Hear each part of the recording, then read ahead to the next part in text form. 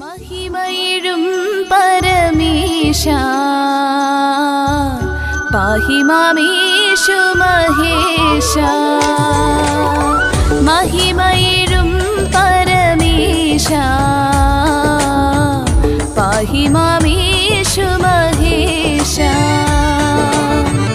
निस्तुल स्नेह सागरमेहा निस्तुल स्नेह सागरमेहा प्रस्ताव्यमे तिरुनामं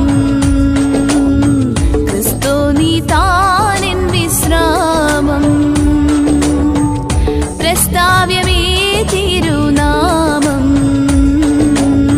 क्रिस्तो नीतानिन् विश्रामं महिमयिडुं परमेशा पाहि मामेषु महेशा.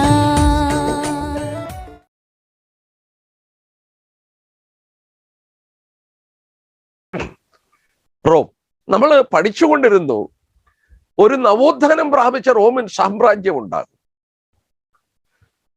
പ്രവചനത്തിലൂടെ അതിശക്തമായി നമ്മൾ പഠിച്ചുകൊണ്ടിരുന്ന ഒരു വസ്തുതയാണ് second phase of revived Roman empire. അതിൽ നിന്നൊരു വ്യക്തി എഴുന്നേറ്റ് വരും, ചെറിയ കൊമ്പായി മുളച്ചു വന്ന് നമ്മൾ കണ്ടതുപോലെ അവൻ 3 പേരെ വേരോടെ പിഴുതുകളഞ്ഞ് അവൻ സർവാധിപതിയായി ഉയരുന്ന ഒരു വ്യക്തിയായിരിക്കും. ആ വ്യക്തിക്ക് ലോകമതം അതിൻ്റെ സപ്പോർട്ട് കൊടുക്കും. നമ്മൾ ഇപ്പോഴത്തെ കാലത്ത് ശ്രദ്ധിച്ചാൽ, ഇപ്പൊ നടക്കുന്ന ചില മീറ്റിങ്ങുകളിലൊക്കെ ശ്രദ്ധിച്ചാൽ ലോക രാഷ്ട്രീയ നേതാക്കന്മാരുടെ കൂടെ പോപ്പും ഒക്കെ പങ്കെടുക്കുന്ന നമ്മൾ കാണും.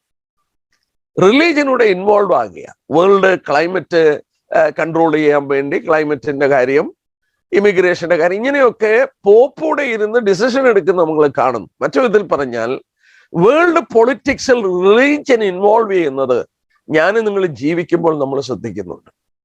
ഇത് മഹോപദ്രവ കാലഘട്ടത്തിൽ നടക്കേണ്ട ഒരു പ്രതിഭാസമാണ്. ഓർത്തതുപോലെ അന്തിക്രിസ്തുവിനെ കുറിച്ച് പഠിച്ചുകൊണ്ടിരിക്കുകയായിരുന്നു. ചില ആഴ്ചകളായി നമ്മൾ ഈ വ്യക്തിയെക്കുറിച്ച് തിരുവചനത്തിൽ വെളിപ്പെടുത്തിയ ചില സത്യങ്ങൾ മനസ്സിലാക്കിക്കൊണ്ടിരിക്കുകയാണ്. ഇന്നും തുടർന്ന് നമുക്ക് ആ വിഷയം പഠിക്കാനായിട്ട് ശ്രമിക്കാം. വളരെ പ്രാർത്ഥനയോടുകൂടെ ദൈവ പഠനത്തിനായിട്ട് നമുക്ക് ശ്രദ്ധിക്കാം.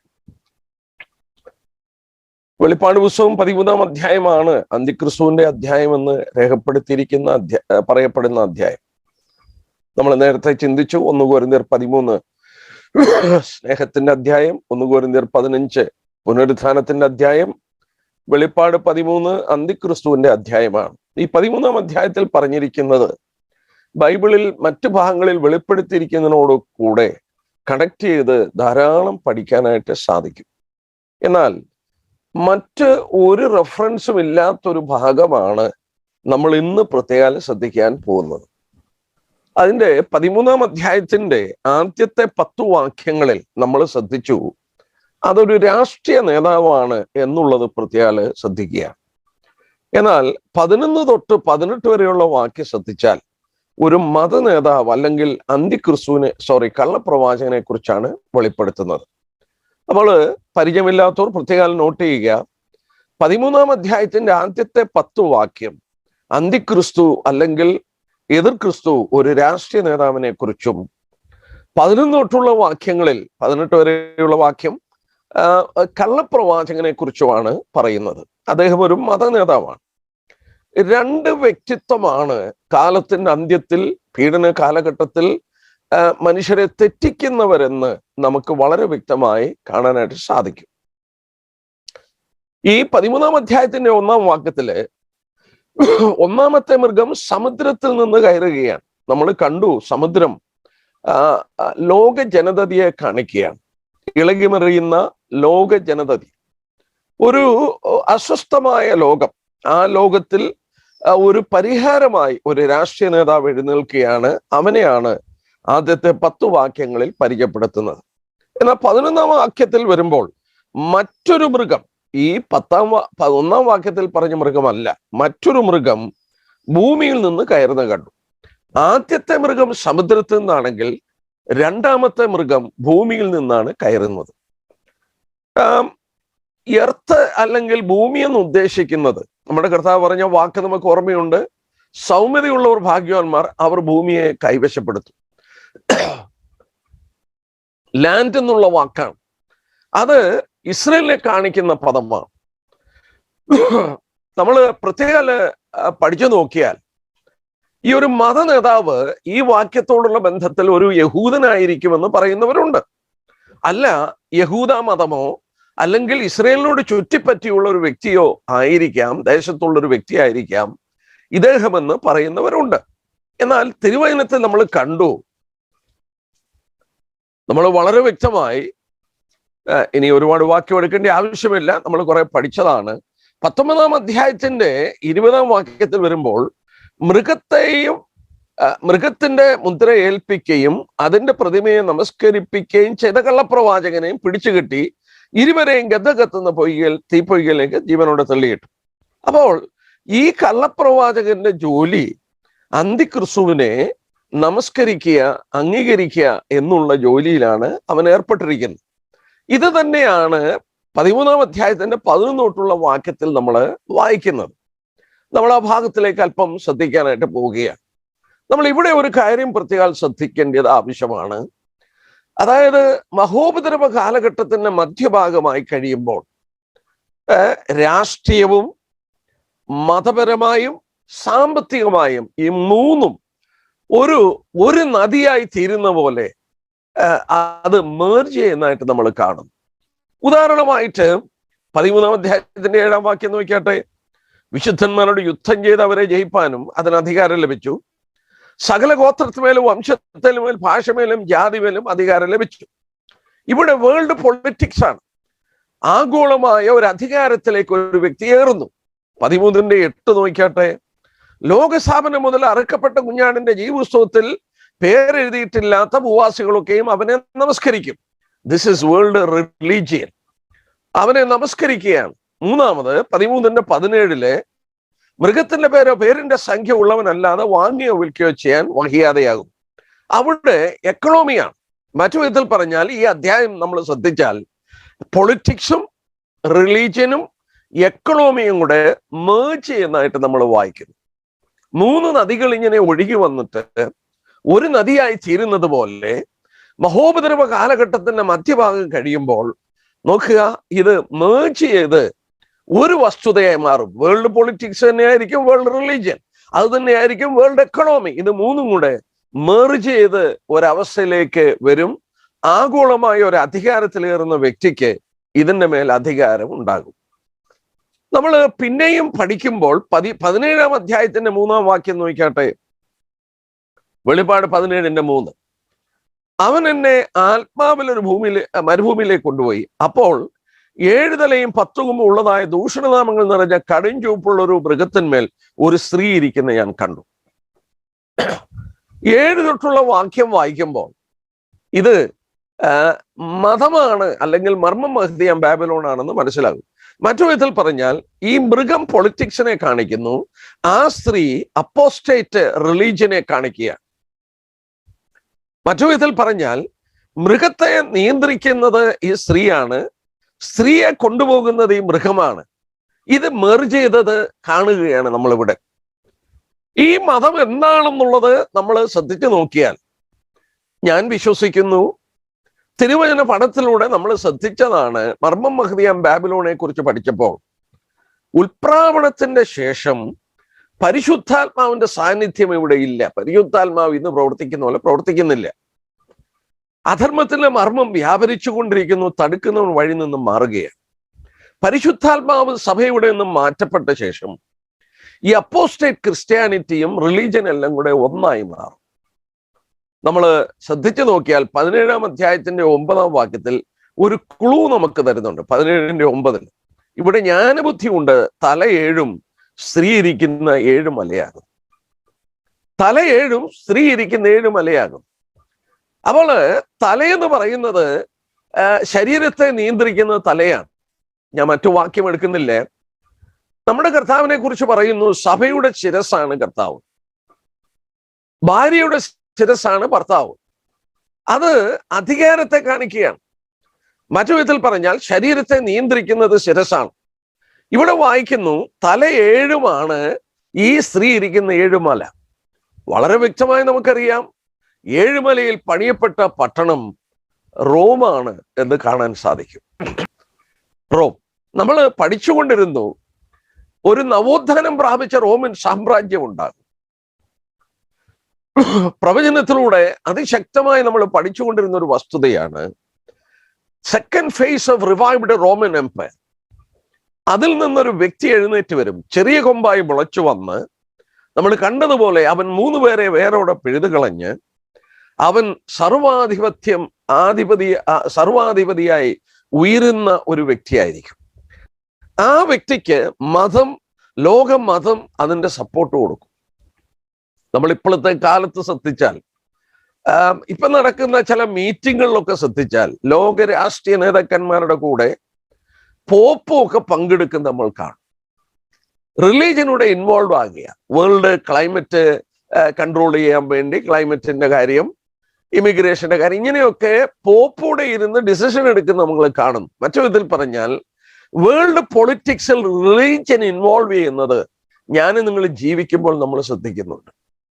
ഇത് മഹോപദ്രവ കാലഘട്ടത്തിൽ നടക്കേണ്ട ഒരു പ്രതിഭാസമാണ്. ഇത് നമ്മളെ മറ്റൊരു കാര്യം പഠിപ്പിക്കുന്നു. വളരെ അധികം കാര്യങ്ങൾ മുന്നോട്ട് പോയിട്ടുണ്ട് എന്നുള്ളത് നമുക്ക് മനസ്സിലാക്കാനായിട്ട് സാധിക്കും. നമ്മൾ ഇനി ഇതിനകത്ത് ഇത് 1-2 ക്ലാസ്സുകൾ കൊണ്ട് ശ്രദ്ധിക്കാം. ഒരു വളരെ കോംപ്ലിക്കേറ്റഡ് ആയ ഒരു ഭാഗം നമ്മൾ ശ്രദ്ധിക്കാനായിട്ട് പോവുകയാണ്. നമുക്കതിൻ്റെ വാക്യം വായിക്കാം. അതിന്റെ 16 തൊട്ടുള്ള വാക്യം വായിക്കാം. അത് ചെറിയവരും വലിയവരും സമ്പന്നന്മാരും ദരിദ്രന്മാരും സ്വതന്ത്രന്മാരും ദാസന്മാരുമായ എല്ലാവരുടെയും വലം കൈമേലോ നെറ്റിയിലോ മുദ്ര കിട്ടുമാറ് മൃഗത്തിന്റെ പേരോ പേരിന്റെ സംഖ്യയോ ആയ മുദ്രയുള്ളവനല്ലാതെ വാങ്ങുകയോ വിൽക്കുകയോ ചെയ്യുവാൻ വഹിയാതെയുമാകുന്നു. ഇവിടെ ജ്ഞാനം കൊണ്ട് ആവശ്യം ബുദ്ധിയുള്ളവൻ മൃഗത്തിന്റെ സംഖ്യ ഗണിക്കട്ടെ.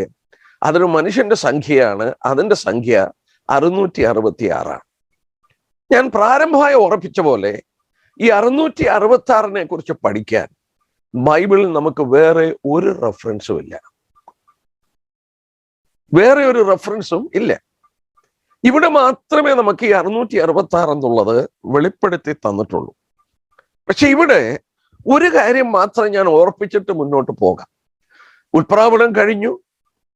പീഡന കാലഘട്ടത്തിൽ ലോകത്തിൽ ജീവിക്കുന്ന മനുഷ്യരുടെ മേൽ വിൽക്കുകയോ വാങ്ങുകയോ, ഇവിടെ വായിക്കുന്നു വിൽക്കുകയോ വാങ്ങുകയോ ചെയ്യുവാൻ വഹിയാതെയാകുന്നു. ഇംഗ്ലീഷ് വായിച്ചാൽ that no one may buy or sell except one who has the mark or the number of his name. ഈ പേരിന്റെ സംഖ്യയോ പേരോ ഉള്ളവർക്കല്ലാതെ വിൽക്കാനും വാങ്ങിക്കാനും സാധിക്കാതെ വരുന്നു. വിൽക്കുക വാങ്ങുക എന്ന വാക്കിൽ every financial transaction is included. അതങ്ങനെ ഒരു പ്രയോഗമാണ്. ഉദാഹരണമായിട്ട് നിങ്ങളൊരു പ്രൊഫഷണൽ നേഴ്സ് ആയിരിക്കാം, നിങ്ങളൊരു പ്രൊഫഷണൽ കമ്പ്യൂട്ടർ ഒരു വ്യക്തിയായിരിക്കാം, അല്ലെങ്കിൽ ഒരു അധ്യാപകനായിരിക്കാം. You have a profession. നിങ്ങൾക്കൊരു പ്രൊഫഷൻ ഉണ്ട്. നിങ്ങൾ ആ പ്രൊഫഷൻ ഒരു ഹോസ്പിറ്റലിന് അല്ലെങ്കിൽ ഒരു സ്റ്റേറ്റിന് നിങ്ങൾ കൊടുക്കുകയാണ്. നിങ്ങളുടെ കഴിവ് നിങ്ങൾ കൊടുത്തിട്ട് നിങ്ങൾക്കത് സാലറി ആയിട്ട് കിട്ടുന്നു. You are selling your ability and you are getting back it as money. വിൽക്കുകയും വാങ്ങുകയും ചെയ്യുക. നിങ്ങൾ ശമ്പളം മേടിക്കുന്നതും നിങ്ങൾ വ്യാപാരം, ഇവിടെ നമ്മൾ ഓർക്കണം, വ്യാപാരം ചെയ്യുന്നത് മാത്രമല്ല ഇവിടെ പറഞ്ഞിരിക്കുന്നത്. Every financial transaction is included in the statement may buy or sell. വാങ്ങുകയോ വിൽക്കുകയോ എന്ന വാക്കിൽ every financial transaction will come. ഏത് സാമ്പത്തിക ഇടപെടലും അതിനകത്ത് വരും. അത് ഒരു പ്രത്യേക ഫ്രേസാണ്. ഞാൻ ഓർപ്പിച്ച പോലെ you may be A doctor or A lawyer or what ever it is. നിങ്ങളുടെ സമയം നിങ്ങൾ അതിന് കൊടുക്കുന്നു, നിങ്ങൾക്ക് അതിന് പകരം പണം കിട്ടുന്നു. You are selling and you R buying. അപ്പൊ വിൽക്കുകയും വാങ്ങുകയും ചെയ്യുന്നതിനകത്ത് ഇതെല്ലാം ഉണ്ടാകുന്നു. പിന്നെ രണ്ടാമത് ഇവിടെ ശ്രദ്ധിക്കേണ്ടത്, ഈ മുദ്ര ഏൽക്കുന്നത് മനഃപൂർവമാണ്. മനഃപൂർവമാണ്. കാരണം 11-ാം അധ്യായത്തിൽ കടന്നു വരുമ്പോൾ 11-ാം അധ്യായത്തിൽ കടന്നു വരുമ്പോൾ അതിൻ്റെ 3 തൊട്ടുള്ള വാക്യം എടുത്ത് വായിക്കേണ്ട 2 പ്രവാചകന്മാർ ഇസ്രയേലിൽ കടന്നു വരുന്നുണ്ട്. നമുക്കറിയാം അത് മോശയും ഏലിയാവുമാണ്. നമ്മുടെ പഠനത്തിലൂടെ നമുക്കത് മനസ്സിലാക്കാൻ സാധിക്കും. മാത്രമല്ല അതിൻ്റെ 9-ാം വാക്യത്തിൽ വരുമ്പോൾ സകല വംശവും ഗോത്രവും ഭാഷയും അവരുടെ ശവം 3 ദിവസം തെരുവിൽ കിടക്കുന്ന കാണുകയാണ്. മറ്റു വിധത്തിൽ പറഞ്ഞാൽ രാഷ്ട്രങ്ങൾ മുഴുവൻ ഇവരുടെ പ്രസംഗവും ഇവരുടെ പ്രവൃത്തികളും ശ്രദ്ധിച്ചുകൊണ്ടിരിക്കുകയാണ്. ഇവർ മരിച്ചു കിടക്കുന്നു, അതുകൊണ്ടാണ് ലോകം മുഴുവൻ ശ്രദ്ധിക്കുന്നത്. അപ്പോൾ ഒരു കാര്യം ഓർക്കുക, ഇവരുടെ ടീച്ചിങ്ങിനെയും മറികടന്നാണ് ഈ മുദ്ര ഏൽക്കുന്നത്. 2, വെളിപ്പാട് പുസ്തകം 7-ാം അധ്യായത്തിന്റെ 3 തൊട്ട് നമ്മൾ ശ്രദ്ധിച്ചാൽ അവിടെ നമ്മൾ വായിക്കുന്നുണ്ട്, ഏതാണ്ട് 1,44,000 പേരെ, 12,000 പേരെ ഇസ്രായേൽ ഗോത്രങ്ങളിൽ നിന്ന് വേർതിരിക്കുന്നു. അവരെ തിരുവചനത്തിൽ പറഞ്ഞിരിക്കുന്ന ദൈവത്തിന്റെ ദാസന്മാരെന്നാണ്. നമുക്ക് ആ ഭാഗം വേണമെന്ന് നോക്കിയേക്കാം, പെട്ടെന്ന് നോക്കിയേക്കാം. വെളിപ്പാട് പുസ്തകം 7-ാം അധ്യായത്തിൽ കടന്നു വരുമ്പോൾ നമ്മൾ ഇങ്ങനെ വായിക്കുന്നു, 3-ാം വാക്യം, നമ്മുടെ ദൈവത്തിന്റെ ദാസന്മാരുടെ നെറ്റിയിൽ ഞങ്ങൾ മുദ്രയിട്ട് കഴിയുവോളും. പിന്നീട് നമ്മൾ വായിക്കുന്നു, ഇസ്രായേൽ ഗോത്രങ്ങളിൽ നിന്ന് 1,44,000 പേരെ മുദ്രയിടുകയാണ്. ഇന്ന് ദൈവത്തിന്റെ ദാസന്മാർ ദൈവസഭയാണ്. എന്നാൽ ആ ദൈവദാസന്മാർ ഇവിടെ നിന്ന് മാറ്റപ്പെടുകയാണ്. ദൈവദാസന്മാർ ഇവിടെ നിന്ന് മാറ്റപ്പെട്ട ശേഷം ഇവിടെ നമ്മൾ വായിക്കുന്നു, ഇവരാണ് ദൈവത്തിന്റെ ദാസന്മാർ. ഇവർ ലോകത്തിലാഗോളം, നമ്മൾ തിരുവചനത്തിൽ വായിക്കുന്നു, മത്തായി സുവിശേഷം 24-13 തൊട്ട് 14 വരെയുള്ള വാക്യത്തിൽ, രാജ്യത്തിന്റെ ഈ സുവിശേഷം സകല ജാതികൾക്കും സാക്ഷ്യമായി ഭൂലോകത്തിലൊക്കെയും പ്രസംഗിക്കും. These people will witness through out the world. അപ്പോൾ അവസാനം വരും. അപ്പൊ നമ്മൾ നോക്കിയേ, യെരുശലേമിൽ 2 പ്രവാചകന്മാർ വന്ന് സുവിശേഷിക്കുന്നു, അല്ലെങ്കിൽ സാക്ഷിക്കുന്നു. ഇവിടെ രേഖപ്പെടുത്തിയ 1,44,000 പേര് സർവ്വ ലോകത്തിലും അത് പ്രഘോഷിക്കുന്നു. 3-ാമത് നമ്മൾ വളരെ വ്യക്തമായി വായിക്കുന്നുണ്ട്, 2 ദൂതന്മാർ.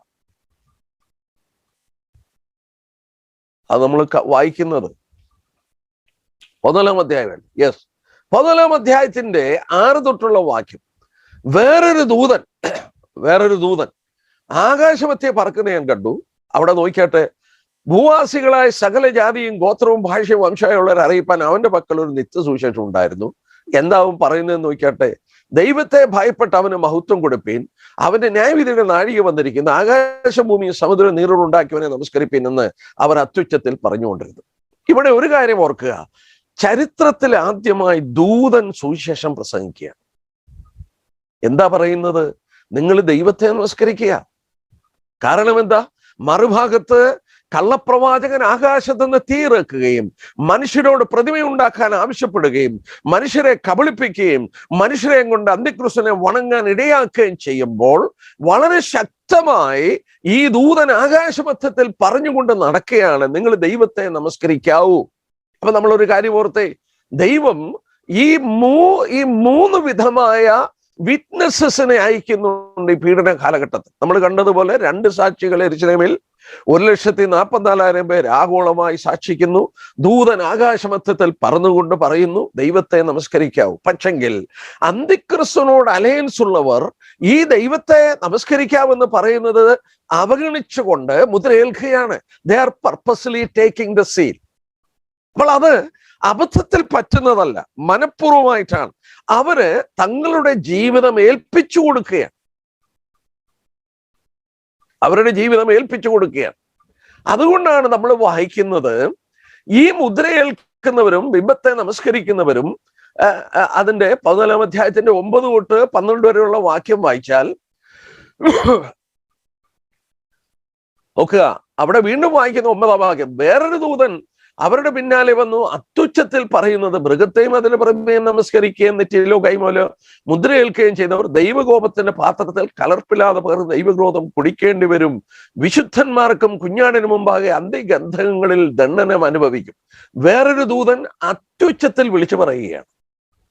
7-ാം വാക്യത്തിന്റെ അവസാനത്തിലും അവൻ അത്യുച്ചത്തിൽ പറഞ്ഞു. അപ്പോൾ ഈ 2 ദൂതന്മാർ വളരെ ശബ്ദത്തോടെ വിളിച്ചു പറയുകയാണ്, അരുത്, അരുത്, നിങ്ങൾ ഈ മൃഗത്തിന്റെ മുദ്രയെ ഏൽക്കരുത്, നിങ്ങൾ നമസ്കരിക്കരുത്, നിങ്ങൾ നമസ്കരിച്ചാൽ നിങ്ങൾ നിത്യദണ്ഡനത്തിലേക്ക് നിങ്ങൾ കടന്നു പോകും എന്നുള്ളത് വെളിപ്പെടുത്തുകയാണ്.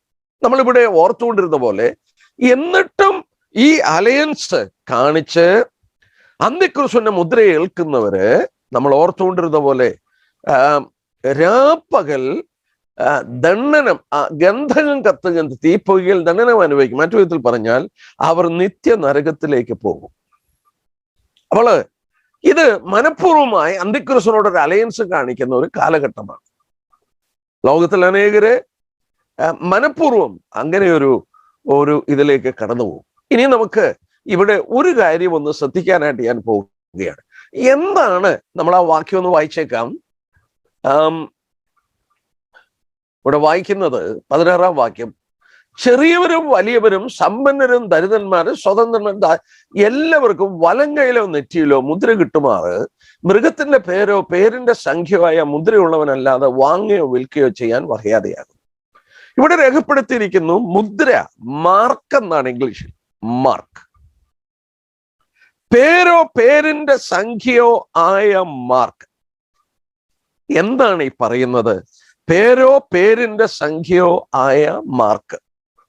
ഞാൻ പലപ്പോഴും പ്രസംഗിക്കുമ്പോഴും പഠിപ്പിക്കുമ്പോഴും എടുത്ത് പറഞ്ഞിട്ടുണ്ട്. നമ്മൾ ഇന്ന് ജീവിക്കുന്ന കാലയളവ് നമ്മൾ വിലയിരുത്തിയാൽ, ഉൽപ്രാവണം കഴിഞ്ഞാൽ അന്ത്യക്രിസ്തുവിന് ഭരിക്കാൻ തിരുവചനത്തിൽ വെളിപ്പെടുത്തിയതുപോലെ ഏതാണ്ട് എല്ലാ കാര്യങ്ങളും ഒരുങ്ങിയിരിക്കുക. ഇന്നത്തെ കമ്പ്യൂട്ടർവൽക്കരണവും ഇന്റർനെറ്റിന്റെ ആവിർഭാവവും ഒക്കെ ഇതിനിടയാക്കി മാറ്റി. നമ്മൾ ഓർക്കണം, ലോകത്തെ മുഴുവൻ നിയന്ത്രിക്കണമെങ്കിൽ ഒരു മനുഷ്യന്റെ ബുദ്ധി കൊണ്ട് സാധിക്കില്ല. പക്ഷെ അതിനാണ് കമ്പ്യൂട്ടറിന്റെ ഉപയോഗം.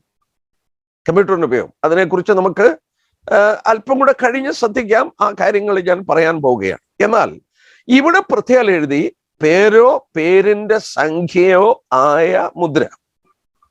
പേരോ പേരിന്റെ സംഖ്യയോ ആയ മുദ്ര. മറ്റൊരു വിധത്തിൽ സിമ്പിളായിട്ട് പറഞ്ഞാൽ അതൊരു മാർക്കാണ്, ഇംഗ്ലീഷിൽ മാർക്കാണ്. പേരിന് പകരമുള്ള മുദ്ര അല്ലെങ്കിൽ സംഖ്യയ്ക്ക് പകരമുള്ള ഒരു മാർക്ക്. ഞാന് ഇതാണെന്ന് പറയുന്നില്ല, പക്ഷെങ്കിൽ സാധ്യതകൾ അതിന് വളരെയുണ്ട്. കാരണം ഇന്ന് കമ്പ്യൂട്ടർ വായിക്കുന്നത്, നിങ്ങൾ കാനഡയിലും എന്നെ കേൾക്കുന്നവർക്കും ഒക്കെ ഇത് മനസ്സിലാക്കാനായിട്ട് എളുപ്പമാണ്. കാരണം ഏത് പ്രൊഡക്റ്റ് നമ്മളിപ്പോൾ ഒരു കടയിൽ നിന്ന് മേടിച്ചാലും അതിനകത്ത് ബാർകോഡുകളുണ്ട്. ബാർകോഡ് എൻ്റെ കയ്യിലിരിക്കുന്ന ഈ ചെറിയ കുപ്പിയുടെ അടുത്ത് നോക്കിയേ, ഈ ബാർകോഡുണ്ട്. ബാർകോഡ് എല്ലാ സാധനത്തിനും ബാർകോഡുണ്ട്. ഈ ബാർകോഡ് എന്താണ്? ബാർകോഡിനെ കുറിച്ച് പഠനം നടത്തിയാൽ ഒരു കാര്യം മനസ്സിലാക്കാൻ സാധിക്കും. ബാർകോഡ് കമ്പ്യൂട്ടറിന് വായിക്കാൻ കഴിയുന്ന സംഖ്യയാണ്. It is A number. Barcode എന്ന് പറയുന്നത് നമ്പറാണ്. നിങ്ങളൊരു കടയിൽ ചെന്ന് നിങ്ങളൊരു സോപ്പ് എടുത്തു, പിയേഴ്സ് സോപ്പ് എടുത്തു. ആ പിയേഴ്സ് സോപ്പ് എടുത്ത് നിങ്ങൾ കൗണ്ടറിൽ കൊണ്ടുവന്ന് ആ ബാർകോഡ് സ്കാൻ ചെയ്യുമ്പോൾ അതിനൊരു നമ്പർ ഉണ്ട്. ആ നമ്പർ കമ്പ്യൂട്ടർ റീഡ് ചെയ്യും. അപ്പോൾ ആ കമ്പ്യൂട്ടറിന് അറിയാം ഇത് പിയേഴ്സ് സോപ്പിന്റെ ചെറുതാണോ വലുതാണോ, ഇതിന്റെ വില എന്താണ് എന്നുള്ളത് കമ്പ്യൂട്ടറിന് അറിയാം. കമ്പ്യൂട്ടർ ഉടനെ ആ വില അവിടെ കൂട്ടും. അത് അതിന്റെ സ്റ്റോക്കിൽ നിന്ന് അത് കുറയ്ക്കും. ഇങ്ങനെ കമ്പ്യൂട്ടർ നിമിഷം കൊണ്ട് അതെല്ലാം ചെയ്യും. പക്ഷെ ഞാൻ പറയാൻ വന്നത്, ആ സംഖ്യയുടെ, അതായത് അതിന്റെ വാല്യൂവിന് പകരമായ ഒരു ബാർകോഡ്, അതൊരു മുദ്രയാണ്, അതൊരു മാർക്കാണ്. ഇതേ വാക്കാണ് എൻ്റെ പ്രിയപ്പെട്ടവരെ 2000 വർഷം മുമ്പ് ബൈബിളിൽ വെളിപ്പെടുത്തി വെച്ചത്. മൃഗത്തിന്റെ പേരോ പേരിന്റെ സംഖ്യയോ ആയ മുദ്ര. അപ്പൊ ഒരു കാര്യം ശരിയാണ്, ഈ സംഖ്യക്ക് പകരമുള്ളതാണ് ഈ മാർക്ക്. ഓ, എന്തൊരു കാലത്തിലാണ് നമ്മൾ ജീവിക്കുന്നത്! നിങ്ങളൊന്ന് ആലോചിച്ചു നോക്കി. 2000 വർഷം മുമ്പ് മനുഷ്യൻ ഇമാജിൻ ചെയ്യാൻ സാധ്യമല്ലത്. ഞാൻ ചിലപ്പോഴൊക്കെ ഇത് പഠിക്കുമ്പോഴിരുന്ന് ഓർക്കും, നമ്മുടെ വല്യപ്പന്മാര് ഏതാണ്ടൊക്കെ മനസ്സിലാക്കി. വല്യപ്പന്മാർക്കൊന്നും ഇത് മനസ്സിലാക്കാൻ പോലും സാധിച്ചിട്ടില്ല. അവരൊക്കെ അങ്ങ് വിശ്വസിച്ചു എന്നുള്ളതല്ലാതെ ഇതെന്താണെന്ന് അവർക്ക് ചിന്തിക്കാൻ പോലും കഴിയില്ല. പക്ഷെ നമ്മുടെ കൺമുമ്പിൽ നമ്മൾ കാണുകയാണ്. ഇന്ത്യയിൽ ഞാൻ കൊച്ചിയില് എറണാകുളത്ത് താമസിക്കുന്നു. ഇവിടെ മിക്ക കടകളിലും ഇത് തന്നെയാണ്. ലോകത്തിലെ എല്ലായിടത്തും ഇത് തന്നെയായി മാറി. Every product is numbered through A ഒരു കോഡ്, ബാർകോഡിലൂടെയാണ്. അപ്പൊ നമ്മൾ ഓർക്കും ഏതാ ഈ ബാർകോഡ് എന്നൊക്കെ ചോദിക്കും. 32 കോഡെങ്കിലും ഇപ്പോൾ കണ്ടുപിടിച്ചിട്ടുണ്ട്. 32 ബാർകോഡ്സ്. അതില് ലോകപ്രസിദ്ധമായി നിൽക്കുന്നത് UPC കോഡാണ്, യൂണിവേഴ്സൽ പ്രൊഡക്റ്റ് കോഡ്. ലോകത്തിൽ എല്ലായിടത്തും ഒരു പ്രൊഡക്റ്റ്, ആ പ്രൊഡക്റ്റിന്റെ ഒരു യൂണിവേഴ്സൽ പ്രൊഡക്റ്റ് കോഡുണ്ട്.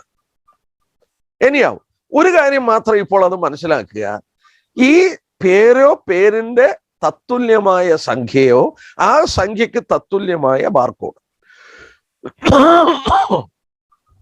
ഇത് ഞാൻ പ്രവചനം ശ്രദ്ധിക്കുന്ന ഒരു വിദ്യാർത്ഥി എന്ന നിലയിൽ വളരെ നാളുകളായി ഞാനിത് ശ്രദ്ധിച്ചുകൊണ്ടിരിക്കുന്ന ഒരു വിദ്യാർത്ഥിയാണ്. 2 പ്രധാനപ്പെട്ട കാര്യങ്ങളാണ്. കഴിഞ്ഞ തലമുറയിൽ